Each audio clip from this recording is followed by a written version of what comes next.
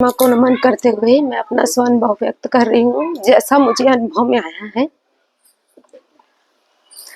श्री गुरु के पदों को है मेरा दंडोत प्रेम से, यही प्रेम रहे स्थायी कृपा दृष्टि वही मिले। भगवान ने एक बहुत अच्छा सुंदर बात कही है कि मनुष्य को मनुष्य मात्र से कैसे प्रेम होगा और कैसे हम एक आत्मता का जो अनुभव हमें कैसा होगा, उसके लिए भगवान ने बहुत सुंदर ग्रंथ रखा है सर्वांग योग। यद्यपि हम अभी सर्वांग योग बहुत छोटी पुस्तक लगती है, यदि हम किसी संस्था में भी जाके यदि इसका थोड़ी सी बात भी करते हैं तो लोगों को लगता है ये कोई ऐसी संस्था है। आजकल तो 10 प्रकार की संस्था बनी हुई है और हर जगह ऐसे कईयों ठो ग्रंथ लिखा हुआ है।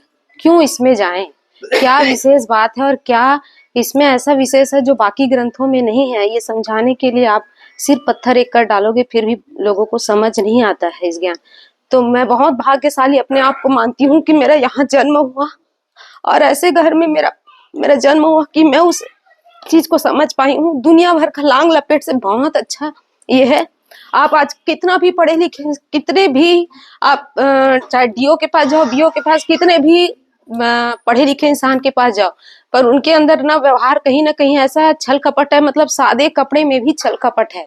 शिक्षा विभाग भी ऐसा विभाग है जिसमें बहुत छल कपट है। लगता सादा है पर बहुत छल कपट है। तो इसके लिए भगवान ने बहुत सुंदर ज्ञान रखा है।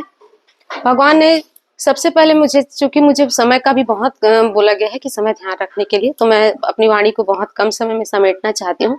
भगवान ने तीसरे अध्याय में ही सर्वांग योग का सबसे अच्छा निरूपण किया है। स्वरूप वस्तु का देखो, देखा सो क्षर जानना, भरी है मध्य में इसके अक्षर ब्रह्म मिठास वो, नाम शक्कर जो है वो पुरुषोत्तम भाव है। ये जो 3 लाइन है सर्वांग योग का, बहुत सुंदर लाइन है।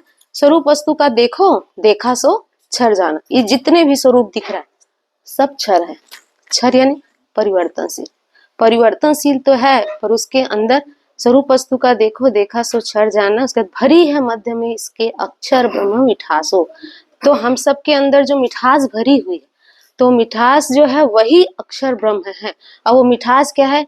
चाहे हम एक छोटे से बच्चे को जब अनार आ से जो अनार है, आ को यदि किसी बच्चे को लाने के लिए कहो तो वो क्या लाएगा? अनार का उसके साथ क्षर ही लाएगा। अनार लाएगा, आम लाएगा, उसमें अ अक्षर निरूपित है। अ है तो जो अक्षर को ही भगवान ने गीता में उसी को अक्षर कहा, आत्मा कहा है। जो आत्मा है वो मिठास है। और नाम शक्कर जो है वो पुरुषोत्तम भाव है। पुरुषोत्तम यानी परमात्मा का भाव कहाँ से पैदा होगा? नाम है वो। जब भाई क्षर और अक्षर दोनों को, जो बिना नाम का कोई वस्तु रह ही नहीं सकता, तो जो क्षर है वो परिवर्तनशील है, इसलिए उसमें बैठता ही नहीं है ध्यान की।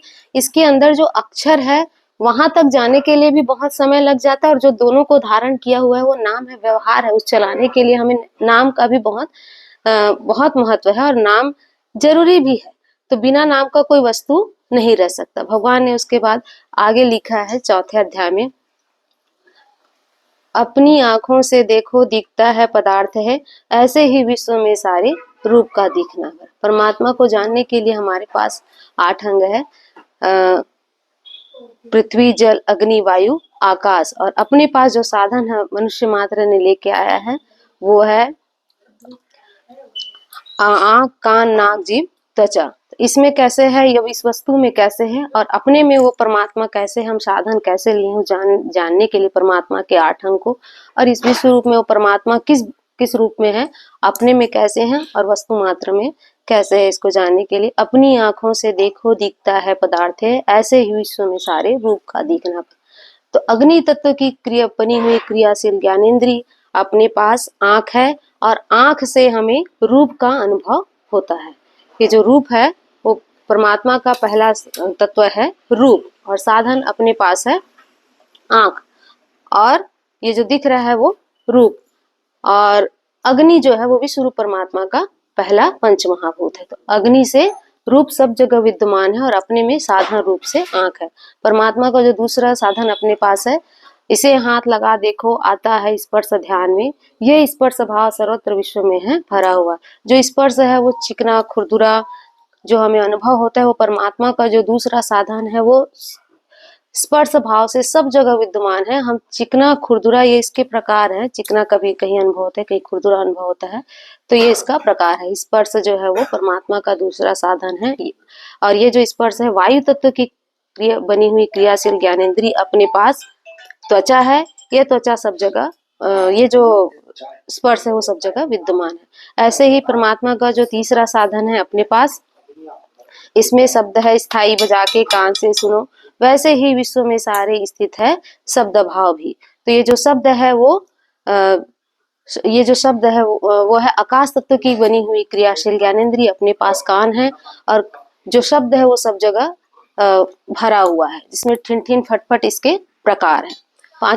पांचवा साधन अपने पास है, जीभ से इसे लगा देखो वस्तु में कुछ स्वाद है, ऐसे ही विश्व में सारे शब्द स्पर्श भाव भरा हुआ। तो अपने पास चौथी क्रियाशील ज्ञानेंद्रिय अपनी जिह्वा है, और इस जगह सब जगह जो रस है वो भरा हुआ है। रस में जो मीठा, चरपरा, खारा, नमकीन, ये उसके प्रकार भेद हैं, पर ऐसा कोई वस्तु नहीं है जिसमें रस नहीं हो, या ऐसा कोई जगह नहीं है जहाँ पे रस ना हो।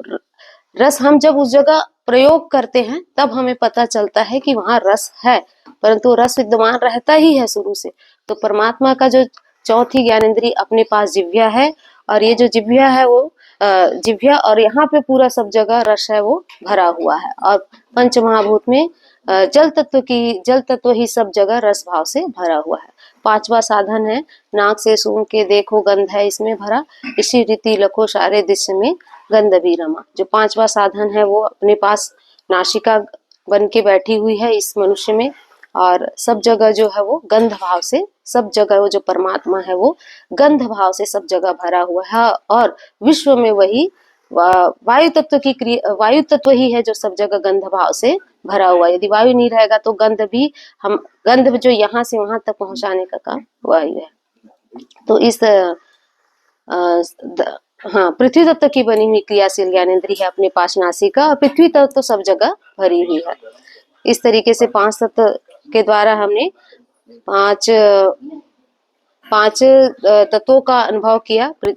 इस शब्द, स्पर्श, रूप, रस, गंध, और अपने में है आंख, नाक, कान, जीभ, त्वचा, और पंच महाभूत में पृथ्वी, जल, अग्नि, वायु, आकाश। इस तरीके से हमने परमात्मा के पांच अंगों का यहाँ पे भगवान ने निरूपण किया। उसके बाद भगवान ने 5वें अध्याय में कहते हैं, इसके बाद मन से हम 3 गुण का अनुभव करते हैं, अच्छा खराब मिश्रित। ये 5 परमात्मा का 6वां साधन अपने पास मन है। तो मन सूक्ष्म है, तो इसको जानने के लिए संग करना जरूरी है। तो किसी भी वस्तु के साथ संग करते हैं तो अच्छा खराब और अच्छा खराब मिश्रित का अनुभव होता है। उसके साथ जैसा अनुभव में आता है, जैसे ये खाने की वस्तु है, इसको यदि खाते हैं और हमें यदि अच्छा लगता है, खाने समय भी अच्छा, परिणाम में भी अच्छा लगता है, यदि थोड़ा बहुत प्रसाद के रूप में खाते हैं तो वही अब हमारा सत्व गुण है। उसी तरीके से किसी के साथ भी हम जब हमारा व्यवहार अच्छा रहता है, मिलते हैं तब भी, और जब तक उनके साथ व्यवहार रहता है तो वही हमारा सत्व गुण है। मेरा व्यवहार उनके साथ, आपके साथ अच्छा है तो वही सत्व गुण है। और यदि जैसे इसको भगवान लिखते हैं कि जल के साथ पीने से वस्तु में गुण है रज, जैसे इनको जल के साथ पी के देखें तो इनका जो मीठापन है अलग हो जाता है, पर ज्यादा यदि इसको कहीं अति किए तो सर्दी के रूप में परिणित हो जाता है, तो वही रजोगुण है। उसी तरीके से यदि किसी के साथ हमारा व्यवहार शुरुआत में अच्छा रहा, बाद में यदि उसके साथ व्यवहार खराब निकला या थोड़ा बहुत खिट खिट फट फट हो गया थोड़ी देर के लिए, तो वही रजोगुण है। और अकेली वस्तु खाने से दिखेगा तम है भरा, इसी रीति रहे तीनों गुण संपूर्ण विश्व में। इसको अकेली वस्तु यदि नीरा चबा जाए तो 1-2 खाने के बाद यदि ज्यादा खा लेते हैं तो वो तमोगुण है। और जो इसी तरीके से यदि किसी के मनुष्य मात्र के साथ, प्राणी मात्र के साथ यदि हमारा व्यवहार शुरू से ही तमोगुण रहा, उनके साथ अच्छा व्यवहार नहीं बना, तो वो वही हमारा तमोगुण है। और इस विश्व में जो अस्थि भांति प्रिय के रूप में, इसमें भी तीनों गुण इस तरीके से विद्यमान है विश्व में, और वो ऐसे चलते रहता है जैसे उत्पत्ति, स्थिति और लय। विश्व में भी उत्पन्न होना और रहना, रजोगुण से सतोगुण से सब उत्पन्न हुआ है, रजोगुण से सब विश्व का कार्य चल रहा है, और तमोगुण से विश्व का कार्य लय हो जाता है। तो ये जो उत्पत्ति, स्थिति और लय का कार्य भी सदैव विश्व में यह चलते रहता है। ये जो तीनों गुण का जो कार्य है वो विश्व में भी चलते रहता है। वैसे जैसे अपने में भी ये जो 3 गुण है वो हमेशा अच्छा बुरा और अच्छा बुरा का अनुभव ये हमेशा हमें जीवन में होते ही रहता है। कभी कुछ अच्छा लग जाना, कभी किसी व्यवहार किसी के साथ खटपट हो जाना, तो गुणों में फंसना नहीं है, क्योंकि गुण की जो लीला है वो हमेशा चलते रहती। तो ये है भगवान ने छठवां साधन मन, 8 जो साधन दिए उसमें से छठवां साधन मन। एक पद्य गाने के लिए मैं आदरणीय राम सागर जी है उससे निवेदन करता हूँ, पद्य गायन करेंगे। उसके बाद में श्री आदरणीय राजेंद्र जी का हम उद्देश्य बोलन सुनेंगे। सदगुरु भगवान की जय, स्वरूप परमात्मा की जय, सनातन धर्म की जय। दोनों शक्ति सुमिल कर गुरु में प्रेम मिलावेगी। दोनों शक्ति मिलकर गुरु में प्रेम मिलावेगी। सतपति त्रिभुवन नाथ उन्हें हम, सतपति त्रिभुवन नाथ उन्हें हम मिलजुल गावेंगे। दोनों शक्ति सुमिल कर गुरु में प्रेम मिलावेगी। जब जागृति आवे इस तन में, सद्गुरु स्वरूप तन मन में। जब जागृति आवे इस तन में, सद्गुरु स्वरूप तन मन में। लेकर चली जान कर धन में, लेकर चली जान कर धन में भक्ति पावेगी। दोनों शक्ति सुमिल कर गुरु में प्रेम मिलावेगी। सद्गुरु त्रिभुवन नाथ उन्हें हम मिल जाएंगे। ब्रज गोपी की भक्ति गावे, निज दिन महिमा भावे। ब्रज गोपी की भक्ति गावे, निज दिन गुरु महिमा भावे। उसी प्रेम की लहरें आवे, उसी प्रेम की लहरें आवे,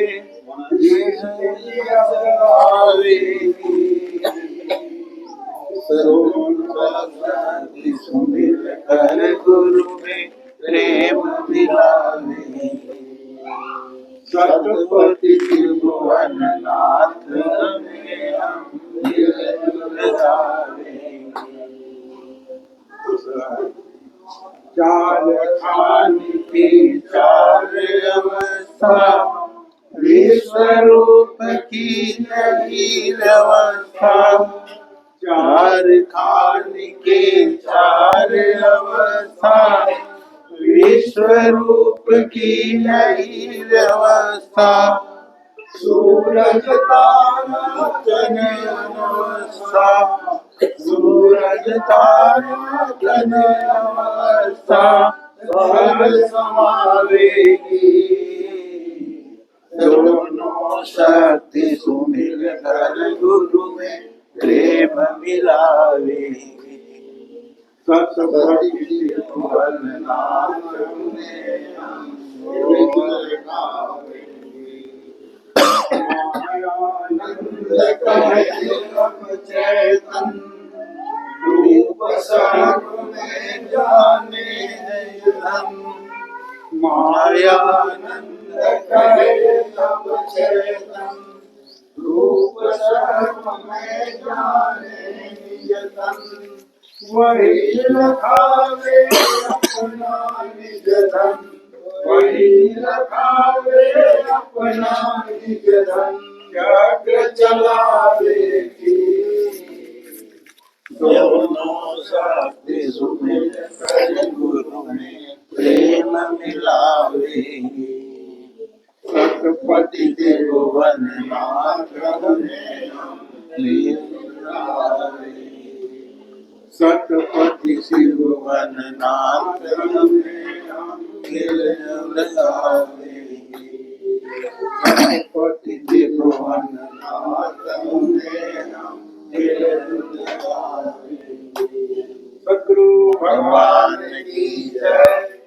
विश्वरूप परमात्मा की जय। सनातन धर्म की जय। मातृवा नर्मदे नमः। चक्षुषा चैव दिव्येन योगमाविष्करोति यः विश्रुतं विश्वरूपं च तस्मै बुद्धात्मने नमः। ओम नमामि सद्गुरु नित्यमनादि वस्तु परब्रह्म विश्वरूप वासाय श्री मायानंदाय धर्मात्मने नमः। परम मंगल में विश्वरूप परमात्मा एवं परमात्मा स्वरूप तत्वदर्शी सद्गुरु के चरणों में सादर नमन करते हुए परम पूज्य स्वामी जी को भी चरण वंदन, जो कि केंद्रीय अध्यात्म विज्ञान शाला ओंकारेश्वर मानधाता मध्य प्रदेश के छठे संचालक के वर्तमान में एवं अनेक जन्म आप सभी आचार्यगण विभूतिगण रूप सज्जनों, अनेक जन्म संसिद्धि प्राप्त आप सभी भगवत स्वरूपा पुण्य श्लोका और ब्रह्मवादिनी मातृशक्ति, उनको भी मैं यथोचित चरण वंदन करते हुए अभी पूर्व में हमारे वक्ताओं ने जैसे आदरणीय कुमेन जी, प्रकाश जी और आदरणीय दिलेश्वरी जी ने जो आपके समक्ष अपना स्वानुभव रखा, उसमें सारी बातें बता दी और आप सब अनुभवी लोग हैं। तो हम दूसरी चर्चाओं पे, इस विषय पे दूसरी चर्चाओं पे विषय करेंगे। तो जैसे प्रकाश जी के अंतःकरण में सूक्ष्म भाव है और वो प्रभावी उपदेशक हो सकते भविष्य में, केवल उनको फिनिशिंग की जरूरत है। जैसे हम मकान बना देते हैं तब उसको फिनिशिंग नहीं करते, तब तक ऐसा लगता है कुछ कमी है। तो अभी वो अटक अटक के बोल रहे, तो अभ्यास की कमी है। हमारे आचार्य गुरु जी है और स्वरूपानंद जी है, इनके सानिध्य में यदि आप अभ्यास करोगे तो आप अच्छे से अच्छे उपदेशक हो सकते हैं और परमात्मा की सेवा अपन अनन्य भाव से कर सकते हैं। तो आपको फिनिशिंग की जरूरत है। और खुमेंद्र जी ने तो बहुत अच्छी, ये इनके आंखें खराब है और इतना अच्छा उपदेश किया उन्होंने कि आंख वाले नहीं कर सकते, इतना अच्छा उपदेश किया इन्होंने। मैं उनको धन्यवाद देता हूँ, उनके भविष्य की कामना करता हूँ कि वो एक श्रेष्ठ अनन्य भक्त बने। ये चराचर सृष्टि के रूप में दिखने वाला अपने सहित विश्व ही विश्वरूप परमात्मा का रूप ही विश्वरूप परमात्मा है। जैसे ये घड़ी का रूप ही घड़ी है, इसी प्रकार विश्व कहते हमारे ध्यान में क्या बातें आती है कि विश्व है ना, जो पृथ्वी पे 212-13 देश है उसका ध्यान होता है। पर विश्व तो भगवान ने कहा कि जो चराचर सृष्टि में आदि मध्य अंतरहित स्वरूप में फैला, उसका नाम विश्व है। और विश्व जो है वो साकार स्वरूप है उसका, परमात्मा का, और रूप निराकार है और परमात्मा तो सत्य पुरुषोत्तम भाव है। तो ये विश्व परमात्मा त्रिपुटी है इसमें। तो विश्व जो तमोगुण उससे दृश्य दिखता है, रजोगुण से दर्शन होता और सतोगुण से वो स्थिति होती, इसमें लय हो जाता। भगवान ने कहा कि सर्वांग योग नाम रखा है इस ग्रंथ का, सब अंगों का योग। तो कौन से अंगों का योग? जिसे पिंड में देखें तो हमारे हाथ पैर नाक कान गला सब अंगों का योग इसमें है। और इसमें हमारी जीव रहता है, जो जान है, जिस वो अविनाशी स्वरूप है, वो अक्षर आत्मा का प्रतिनिधित्व और हमारा नाम। तो नाम लेने से सर्व अंगों का योग होने पर हम एक ही विश्व वस्तु या एक ही व्यक्ति दिखता है हमको। इसी प्रकार ये सब नामों का अहंकार होता है।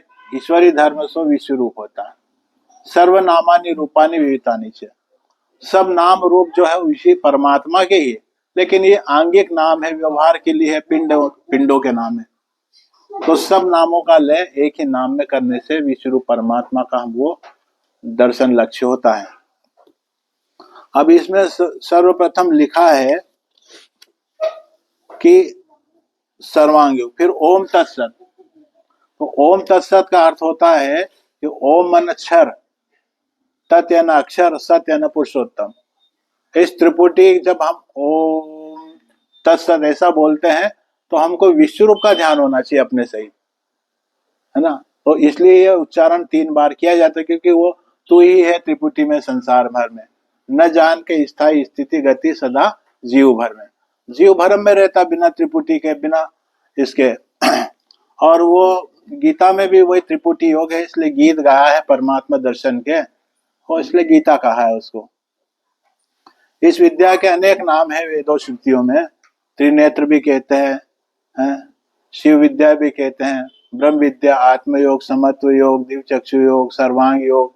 इसी विद्या के सब ये पर्यायवाची देश काल परिस्थिति के अनुसार तत्वदर्शियों ने इसको अलग अलग नाम दिए हैं। फिर लिखा है भगवान श्री मायानंद चैतन्य। तो भगवान किसको कहते हैं? अब भगवान वर्तमान में रोचक भाव में ऐसा भाव अपन लक्ष्य में लेते हैं, है ना, जो विज्ञानी नहीं वो, कि भगवान कहीं किसी लोक में बैठा है और वो सब हम उनको नारियल चढ़ा देंगे, जैसे वो कोई भ्रष्ट अधिकारी रहता है, उसको रिश्वत देने पर हमारा सब काम कर देता है। इस प्रकार का हमने अवतारों के विषय में समझ हमारी थी पहले।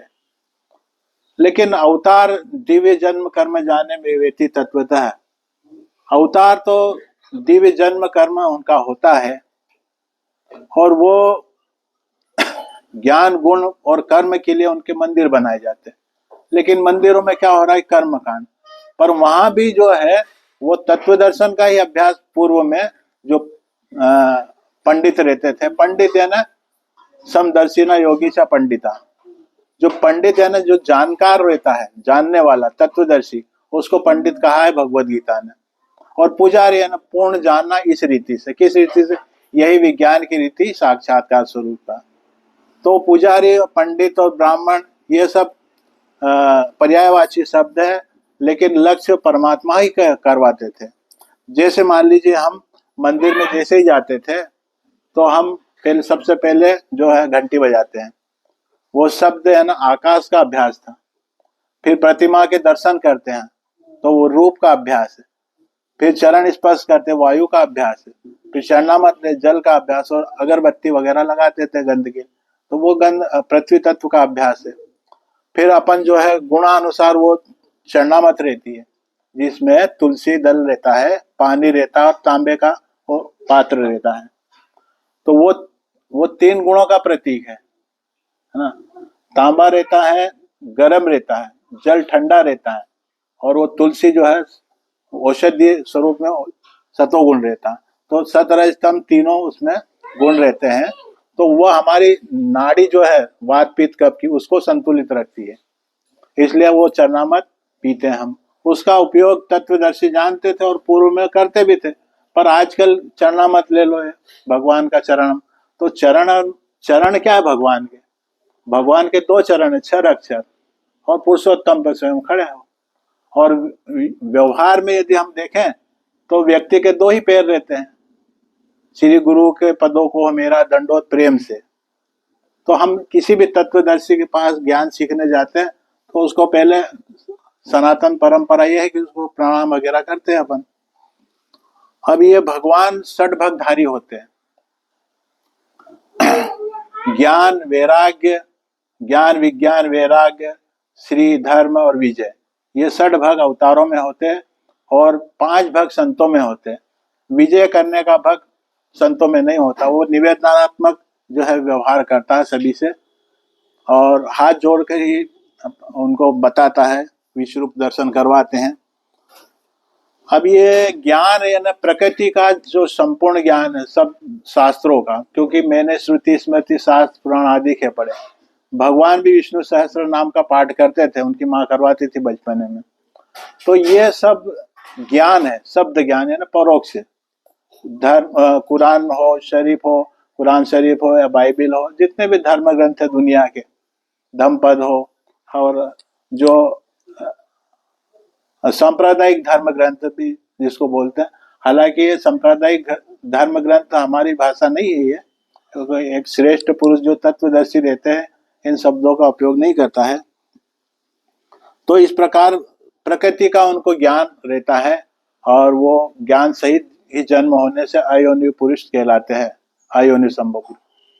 क्योंकि वो ज्ञान के साक्षित अवस्था में, अक्षर के साक्षित अवस्था में अक्षर के प्रकाश से उनका जन्म होता है, इसलिए वो ज्ञान सहित उनका जन्म होता है और विज्ञान सदगुरु से लेना पड़ता है। तो उनको प्रकृति का और धर्म ग्रंथों का सब संपूर्ण ज्ञान होता है, इसलिए ज्ञान और विज्ञान है ना, उसका प्रत्यक्ष प्रयोग करके दिखा देना।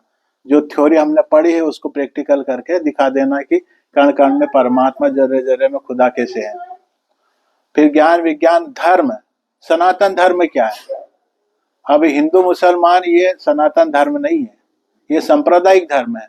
इन्हीं को तो छोड़ने को भगवान श्री कृष्ण कह रहे हैं कि सर्वधर्म परित्यज मामेकं शरणं व्रज। इन धर्मों को, कुल धर्म, जाति धर्म, सांप्रदायिक धर्म, देश धर्म, ये सब धर्म तू छोड़ और मुझ एक को थाम, है ना, सनातन धर्म का आश्रय ले।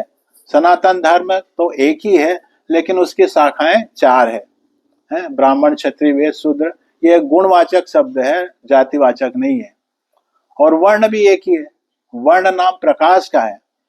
तो प्रकाश तो एक है लेकिन उसको 4 विभागों में हमने बांट दिया कार्य के लिए। अब जिसके बाद भगवान के बाद लिखा है इसमें श्री,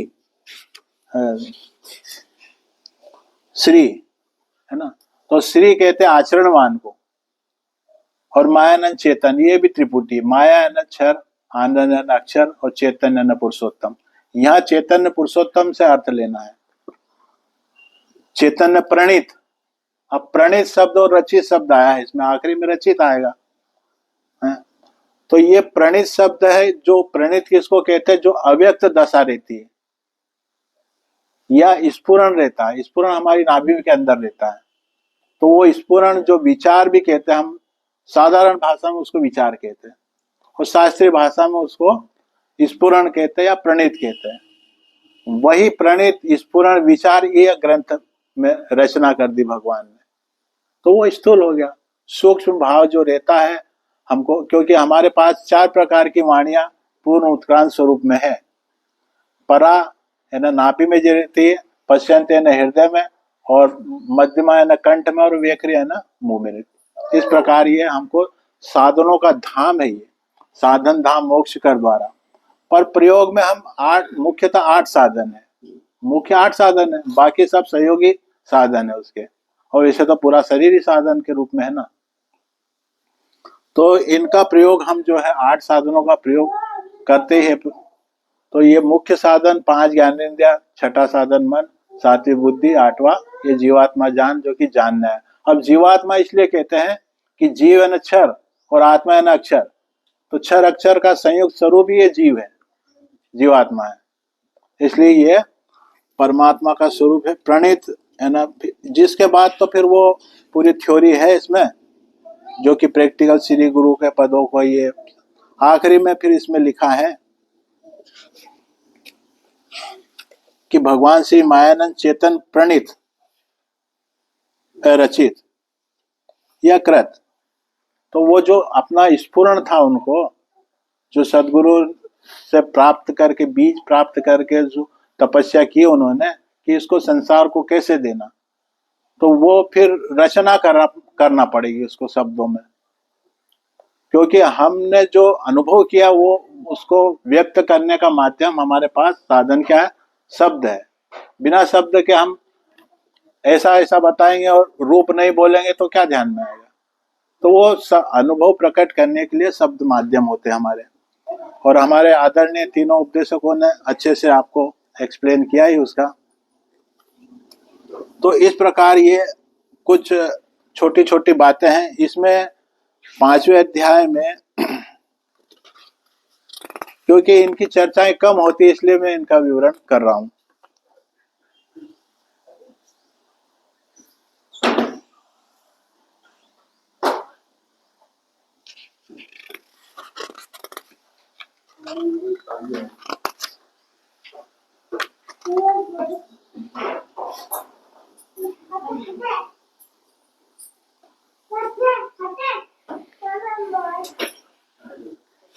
अब इसमें 5वें अध्याय के 4थे श्लोक में लिखा है कि जीवों में अन्न के द्वारा ये तीनों स्थूल रूप से ये तीनों स्थूल रूप से कफवात बने, पित्त वेग से कूदने लगे। तो वेग से कूदने लगे, ये विशेषण क्यों लगाया भगवान ने?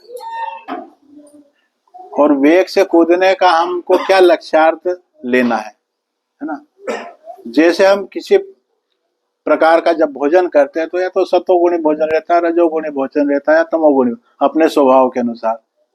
तो उस भोजन को जब हम करते हैं तब जो है हमारी उसकी धातु बनती है ना, मूल स्वरूप की धातु बनती है सूक्ष्म। जैसे स्थूलन खाया तो उसकी धातु सूक्ष्म रूप में वात पित्त कफ की नाड़ी नहीं बनती है, धातु बन जाती है। नाड़ी तो पहले से ही बनी हुई है। तो वो धातु जो है मन बुद्धि अहंकार बन के हलन चलन में आ जाती है। पर यहाँ गुण साम्य स्वरूप या ना प्रसुप्त अवस्था में, इसलिए मूल स्वरूप कहते हैं, कारण कहते हैं उसको, या जड़ भी कहते हैं। जैसे ये वृक्ष हमारे सामने खड़ा है तो उसकी किस आधार पर खड़ा है? वो जड़ के आधार पर। यदि जड़ नहीं होगी तो वृक्ष हो ही नहीं सकता। यानी ये खाद्य पदार्थ भोजन के रूप में यदि हम नहीं खाएंगे तो हम भी जड़ हो जाएंगे। जड़ यानी गुण साम्य, मिट जाना नहीं है, या जड़त्व उसको नहीं कहते कि बिल्कुल क्रियाहीन होता। क्रियाहीन नहीं होती वो, क्रिया तो उसमें भी चल रही है, इसमें भी क्रिया हो रही है। अभी इसको 1 साल तक ऐसे रख दो तो इसमें भी परिवर्तन तो हो ही रहा है ना, लेकिन आंख से नहीं दिख रहा है। आंख से दिखने वाले परिवर्तन को हम स्थूल कहते हैं, और उसका जो हमने उसको प्रयोग करके जब देखते हैं, बुद्धि हमारा निश्चय करती है कि होते हुए भी इसमें परिवर्तन हो ही रहा है, तो वो साकार निराकार का ऐसा दृश्य दिखता है हमको। तो जड़ हम उसको कहते हैं कि जो मूल अवस्था में रहता है। हम भी जब हमारे गुण के हलन चलन बंद हो जाती है तो हम डेड बॉडी में तब्दील हो जाते हैं, है ना, गुण साम्य का स्वरूप हो जाते हैं। और यही भोजन करके वो वात पित्त कफ की धातु बन के वही मन बुद्धि अहंकार बन के हलने चलने लगता है। तो ये जड़ चेतन है, चैतन्य नहीं। जैसे ये चैतन्य लिखा है ना, भगवान मायानंद चैतन्य, ये वाला चैतन्य नहीं है वो। ये जो चैतन्य लिखा है ये आत्मा के उपलक्ष्य में आया है। पर गुणों की जो चेतना है, एनर्जी जिसको कहते हैं, वो चेतना ही हमको हिलन चुलन में चलाती है, कार्य करती है। मन बुद्धि अहंकार बन के कार्य करे तो वो किसका काम है? वो चेतना का काम है ना, गुणों का काम है। तो इस प्रकार ये गुणों की जड़ चेतन की ग्रंथि एक बुद्धि की जड़ चेतन की ग्रंथि है। क्योंकि भगवान ने सोचा कि बुद्धि में ही भ्रम हो गया है। धर्मग्लानि का स्वरूप अभी वर्तमान में क्या है कि बुद्धि में ही भेद हो गया। अर्थ को अनर्थ, अनर्थ को अर्थ में देखते हैं। तो उन्होंने क्या बुद्धि को ही जचा दो उनको, तो इसलिए बुद्धि योग देने आने वाला ही बुद्ध अवतार है। तो जब बुद्धि का योग देने आए भगवान मायानंद जी चेतन कि बुद्धि से ही इनको जचा दो, क्योंकि हमारे पास निश्चयात्मक वृत्ति का नाम बुद्धि है। हम 5 ज्ञानेंद्रिय से तो शब्द स्पर्श रूप रस गंध देखते हैं, और मन से 3 गुण देखते हैं उसमें कि अच्छा है, बुरा है और मिश्रित है। पर निश्चय कैसे करेंगे कि ये उपयोगी है, कहाँ उपयोग करना, कैसे उपयोग करना? वो काम बुद्धि का रहता है निश्चय करने का, और चित्त उसको धारण करता है, और अंतःकरण उसका दृढ़ निश्चय करता है। इस प्रकार ये सब जो साधन है हमको इनका समुचित उपयोग करने पर, और उसका स्थूल सूक्ष्म कारण महाकारण सब अवस्थाएं जानने पर हमको दृढ़ निश्चय हो जाता। जैसे हमारे विषय में हम संपूर्ण जानकारी रहती है हमको, सिर से पैर के लगा तक। यदि शरीर में कहीं गड़बड़ होती है तो हम कह देते कि पेट दर्द है, हाथ दर्द है, तो हम डॉक्टर को दिखाते। यानी हमारे विषय में हम संपूर्ण जानते हैं। उसी प्रकार यदि परमात्मा के विषय में हमने विज्ञान की रीति से जान लिया, तब जो है उसका आस्तिक या ना आस्तिक भाव में चला जाएगा वो, या दृढ़ निश्चय हो जाएगा। और दृढ़ निश्चय होने के बाद ही परमात्मा की सेवा हो सकती। जैसे आप मेरे सबसे परिचित हो गया मैं आपसे, तो आप कभी भी इंदौर वगैरह आओगे या मेरे से मिलोगे तो प्रेम से ही मिलोगे, क्योंकि पहचान हो गई ना। तो सदगुरु पहचान करा देते हैं। हम भूल गए हैं अपने निज मूल स्वरूप को, तो पहचान कराने के आते हैं। क्यों? भगवत गीता में लिखा ज्ञातुम द्रष्टुम च तत्वेन प्रविष्टुम। तो 6 अक्षर पुरुषोत्तम तक सदगुरु आपको ले जाते हैं। पुरुषोत्तम का दर्शन करा देते, आत्मा का लक्ष्य करा देते और साकार का दर्शन करा देते। इस प्रकार ये अवतार का काम होता है। बाकी जो 2 पद है वो अवाच्य है।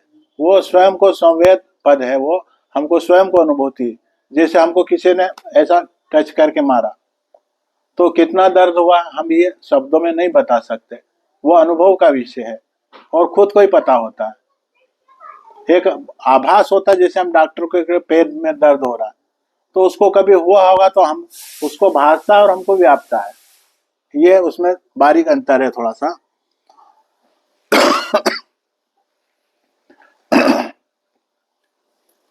तो धर्म स्थापना का कार्य करने के लिए जब भगवान आते हैं तो ये वेग से कूदने लगे।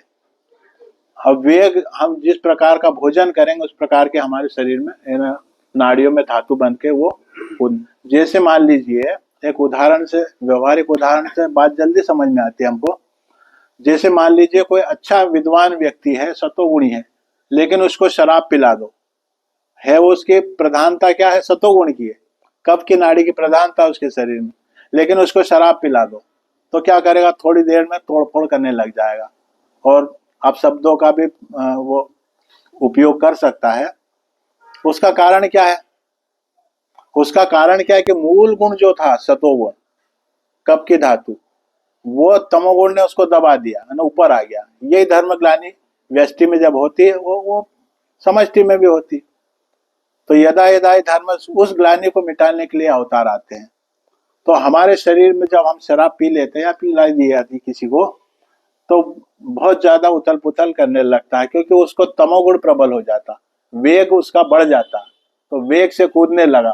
जब डॉक्टर को आप वेद को दिखाओगे तो कहेगा भैया कुछ गरम मसालेदार या कुछ शराब वगैरह पी, तो वो पित्त की नाड़ी उसकी प्रबलता से उछलने लगती।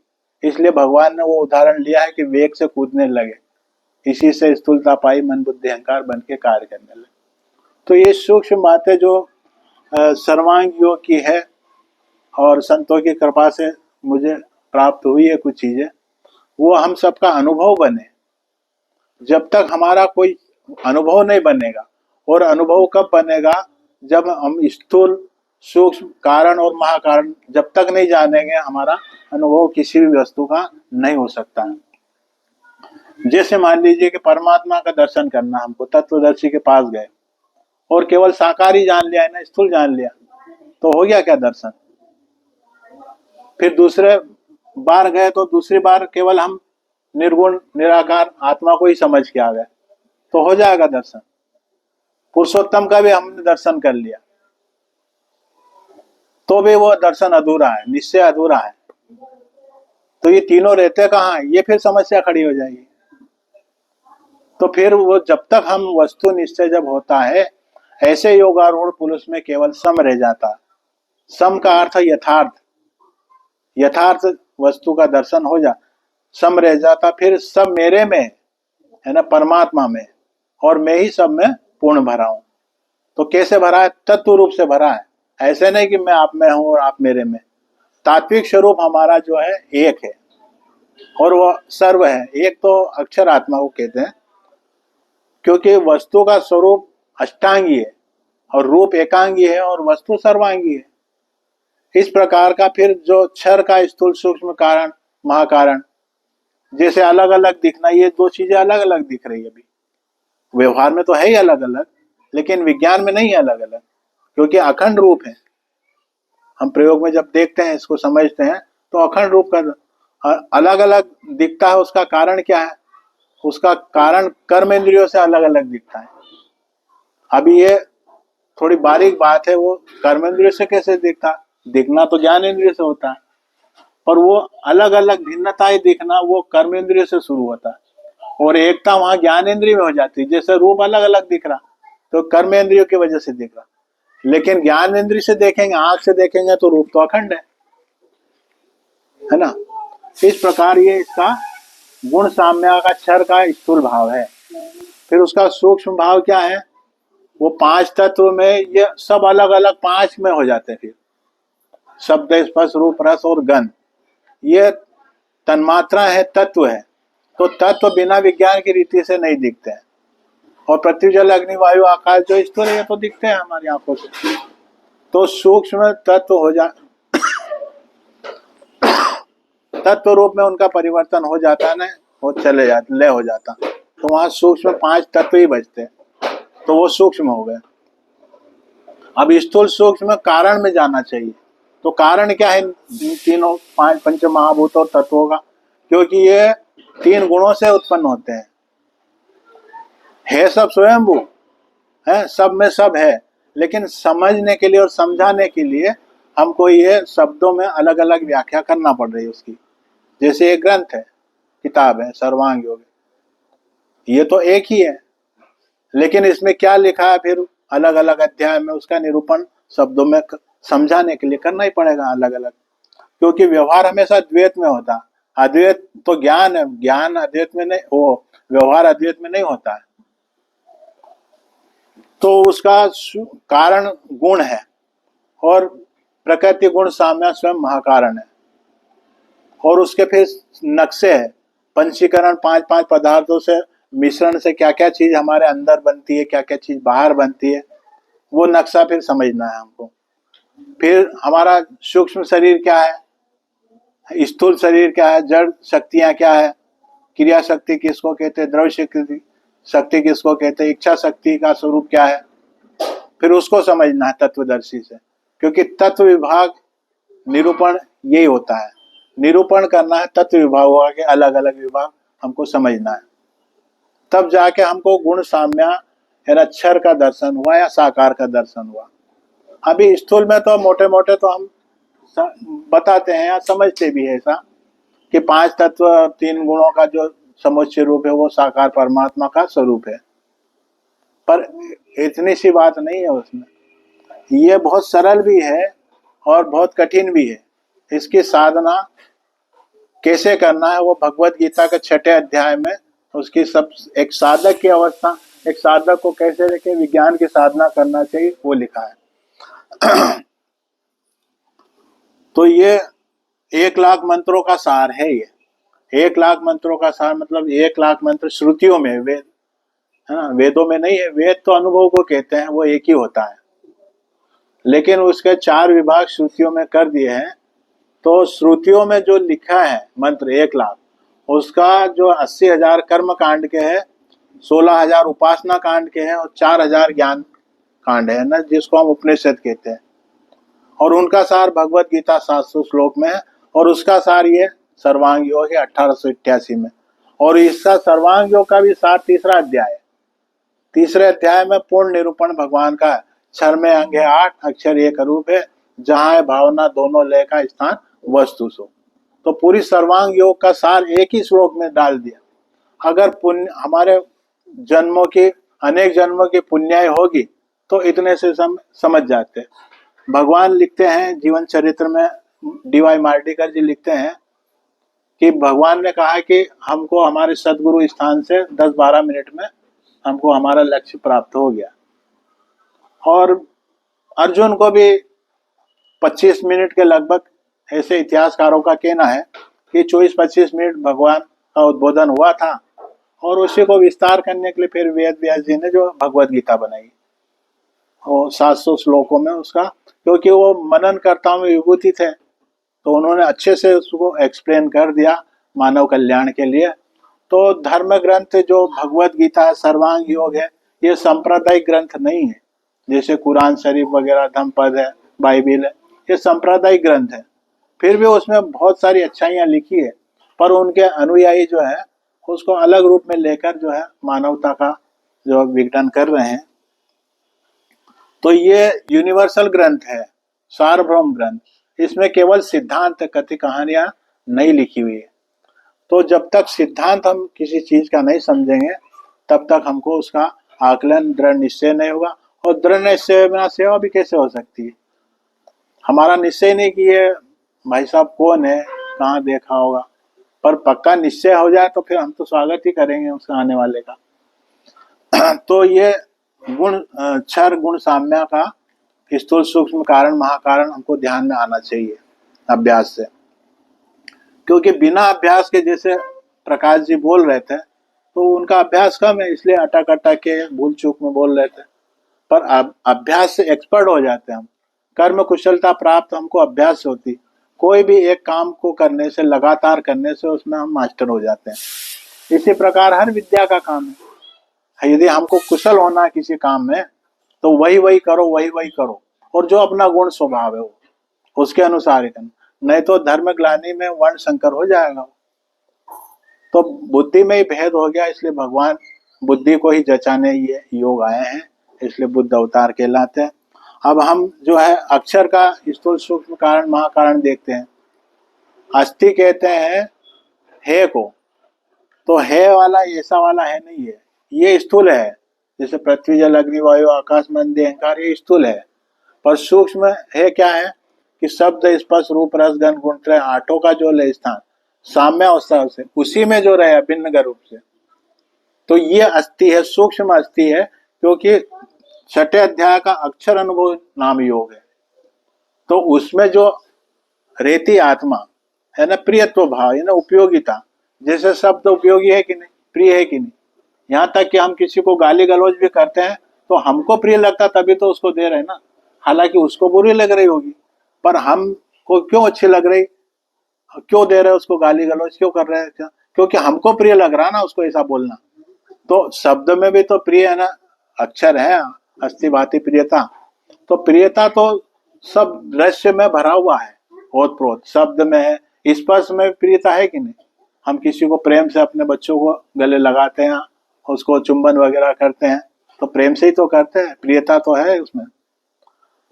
इसी प्रकार शब्द स्पर्श रूप, रूप भी हमको लड़की देखने जाते हैं, शादी वगैरह जब करते हैं, या कोई भी चीज वस्तु खरीदने जाते हैं तो उसको देख के तो लाते हैं कि उसका रूप किस प्रकार का है। हमारे मन को अच्छा लगेगा, उसमें प्रिय लगेगा, तो हम लेके आ जाएंगे उसमें। तो ये सब में ओत प्रोत कुटस्थ अभिन्न गर्भ रूप। अब गर्भ रूप का अर्थ है, भगवान ने ये मतलब उदाहरण इसलिए लिया है कि गर्भ को माँ से अलग नहीं कर सकते, बच्चा अलग हो जाएगा तो वो तो बीज है, लेकिन गर्भ को अलग नहीं कर सकते। पर ऑपरेशन कोई ये तर्क कर सकता है कि ऑपरेशन से कर सकते हैं, चलो ठीक है, इसमें से मिठास प्रियत्व निकाल सकता कोई, पर वो हमको मोटी बुद्धि है कि हम लोग हैं, तो भगवान ने एक साधारण उदाहरण दिया कि वो ऐसे रहता है, आत्मा ऐसे रहती है जैसे अभिन्न रूप से, जैसे मठ ये बतासे में मिठास, मीठा नहीं, मीठा तो बदलने वाला है, वो जुबान को लगने वाला मीठा है, पर मिठास यानी ओत प्रोत, गर्भ का अर्थ होता है ओत प्रोत कुटस्थ, अलग कर ही नहीं सकते किसी भी विधि से। यदि कोई कर सकता है तो कर देता, अभी तक भगवान ने तो चैलेंज किया है कि परमात्मा के विश्व रूप दर्शन का एकमात्र यथार्थ केंद्र सारे संसार में, ये अपराजय विद्या है, इसको कोई पराजित कर नहीं सकता। अब हम पूछते हैं आपसे कि दिख रहा है कि नहीं दिख रहा, कोई कह सकता है कि नहीं दिख रहा। अब कोई अंधा होगा वो बात है, जन्म से अंधे को नहीं दिखेगा रूप, पर ये जैसे हमारे भाई साहब बीच में बाद में हुआ, तो रूप का तो इनको आकलन हो जाएगा क्योंकि पहले देख चुके हैं ना ये। तो अंधा भी व्यक्ति कह सकता है, जो जन्मांध नहीं है उसको नहीं रूप दिखेगा, जैसे दशराज वगैरह जन्मांध थे, जन्म से अंधे थे, तो उनका रूप का आकलन नहीं हो सकता। लेकिन जो बीच में हो जाते हैं आंखें खराब जिनकी, तो वो उनको रूप का आकलन हो सकता है। तो ये अकाट्य विद्या है, रूप शब्द स्पर्श रूप रस गंध किसको नहीं आ रहा है, नहीं हो रहा है, और इतनी सरल भी है और इतनी कठिन भी है कि बरसों लग जाएंगे समझने में। और इतने सरल है कि देखने में क्या परेशानी किसी को, तो देख के तो बता रहे, भगवान कह रहे कि आपने जो सुना सुनी जग कहे, देखी कहे ना कोई, जो देखी कहे मुझसे भिन्न ना हो, फिर जानत तुम हो जाई, जो जाने सो दे जनाई। तो इस प्रकार जो हमको अभिन्नता का बोध जब हम सप्रयोग अपनी ही 8 साधनों से देखते हैं, तब हमको उसका दृढ़ निश्चय हो जाना चाहिए। फिर भी बहुत सारे लोगों को शंकाएं रहती है कि यार पतासा दिखा रहे, ये पतासा दिखा रहे कि रूप दिखा रहे। हम रूप अखंड दिखा रहे, स्पर्श अखंड दिखा रहे, शब्द अखंड है, रस अखंड है, गंध अखंड है, 3 गुण अखंड है, सब में दिखा सकते।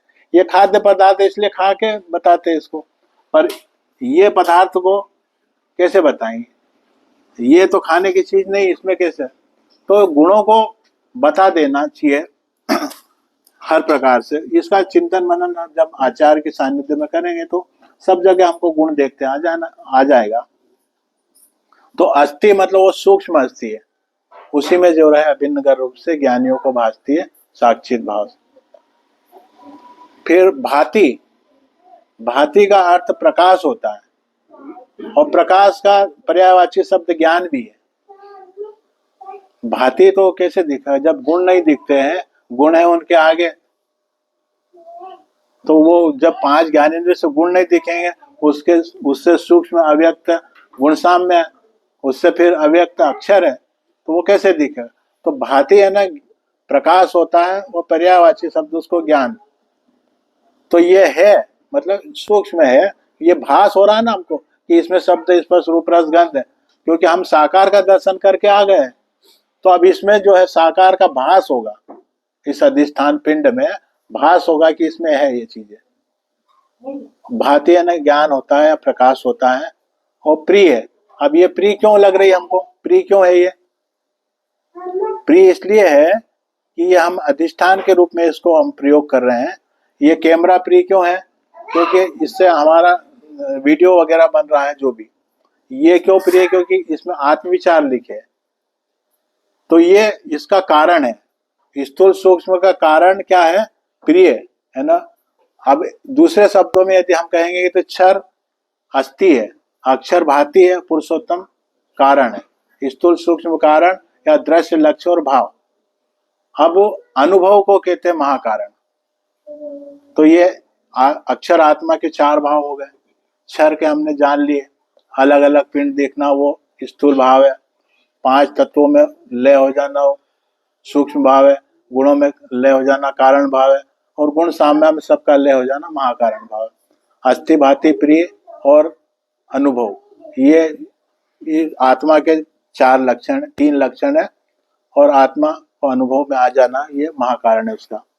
अब फिर वस्तु दृष्टि से हम सभी प्रयोग करके देखते दिखाते हैं कि साकार को स्थूल कहते, निराकार को सूक्ष्म कहते, कारण को पुरुषोत्तम कहते, वस्तु स्वयं महाकारण है। इतना हमको अभ्यास चलना पड़ेगा, तब जाके कहीं कुछ चीजें समझ में आएगी।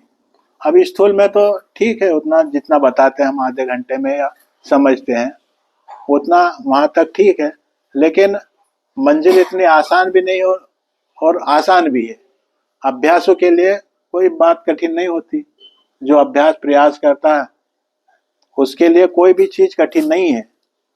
जब भगवान ने या हमने, भगवान के द्वारा हमने भी परमात्मा को जान लिया तो बाकी चीजें तो बहुत छोटी हो जाएगी ना उसके आगे। तो भगवान ने तो अनुभव देकर दिखा दिया, सुना सुनी सब कहे। हमने जब सुना ही था केवल परमात्मा के विषय में, उन्होंने तो दिखा दिया, जना दिया, बता दिया। तो वो एक टीवी में एक एडवर्टाइज आता था, पहले इस्तेमाल करो फिर विश्वास करो। तो पहले देख लो फिर जिसके बाद विश्वास कर लो। और हम एक ही अंग से, एक ही इंद्रिय से देखी हुई वस्तु को सत्य मानते हैं। जैसे मेरे हाथ में ये पतासा है, ये दिख रहा है, तो आपको सबको किसी को शक है कि झूठी चीज है, पर एक इंद्रिय से देखी हुई चीज को हम सत्य मानते हैं। पर भगवान तो 8 साधन से बता रहे, फिर भी हमको शंका खड़ी हो जाती है कि अरे तो बतासा दिखा रहा है। अब बताओ, 5 ज्ञानेंद्रिय से दिखा रहे हैं, भाई देख लो, आप खुद देख लो, अपने स्वयं के साधन से देखो। हम कह रहे हैं तो मत मान लो, ऐसी बात नहीं है इसमें। आपके साधनों से स्वयं देखिए ना। तो हम स्पर्श करके देख सकते हैं, रूप दिख रहा है, रस दिख रहा है, गंध है, 3 गुण है घी के साथ। पर इसमें आत्मविचार लिखे इसलिए, और जब प्रिंट हुई थी तो बहुत अच्छी सुंदर दिखती थी, हमारे मन को भी अच्छी लगती थी। और इसमें आत्मविचार या परमात्मा दर्शन के विचार लिखे हैं। और ये तो इसका सतोगुण हो गया। कुछ फट रही है, कुछ समझ में नहीं आ रहा, नए के लिए फिर समझाने में कठिनाई भी हो रही। तो ज्ञान तो हो रहा, बोध तो हो रहा है, उसमें विधि तो हम दर्शन करवा रहे हैं, पर कुछ कुछ जगह फिर अटक भी रहे हैं। तो इसका रजोगुण हो गया इस वस्तु का। और किसी दिन फट जाएगी, पूरी तरह खराब हो जाएगी, शब्द मिट जाएंगे, खराब हो जाएगी, जर्जर हो जाएगी, तो ये इस वस्तु का तमोगुण है। इस प्रकार ये 3 गुण सब जगह भगवान ने प्रयोग में दिखा दी और आपकी ही मन को जचा दिया, मन को बता दिया कि आप अपने मन से देखो भाई, मैं कह रहा हूं। फिर जो है बुद्धि से निश्चय करा दिया है कि ये उपयोगी है कि नहीं। उपयोगिता प्रियत्व भाव जो आत्मा है वो समष्टि की होती है, और प्रिय ये किसी को प्रिय नहीं हो सकता है, तो मीठा खाना किसी को नहीं हो सकता प्रिय, और जो जिनको शुगर वगैरह है वो तो उसके लिए तो जहर के समान है, तो उसको प्रिय नहीं है। तो प्रियता व्यष्टि नहीं होती है, प्रियता समष्टि होती है। या संसार में किसी को प्रिय नहीं होगी क्या? और सतोगुणी को तो विशेष प्रिय रहता है मीठा। इसलिए वो हमारी बुद्धि ने ये भी देखा कि ये वस्तु प्रिय है। अब इसको कितना भी तोड़ फोड़ दो, कितना भी बदल दो, वो हर रूप में उसका अस्तित्व रहेगा। बुद्धि के बल से होवे अस्तित्व सिद्ध वस्तु का, क्योंकि बुद्धि हमारा साधन है आत्मा को जानने देखने। अब देखने से किसी किसी को नए को भ्रम खड़ा हो जाता कि आत्मा दिखती होगी। दिखने का मतलब उसका जानने से। शब्दार्थ का लक्ष्यार्थ कभी कभी गलत होने से अर्थ का अनर्थ हो जाता है। तो घी के साथ मिला देखो, तो मिला के देखना ही खाना है। क्या भगवान क्या लक्ष्य करा रहे? खाना है उसको भाई, देखना नहीं है उसको मिला के। देखने से मिला के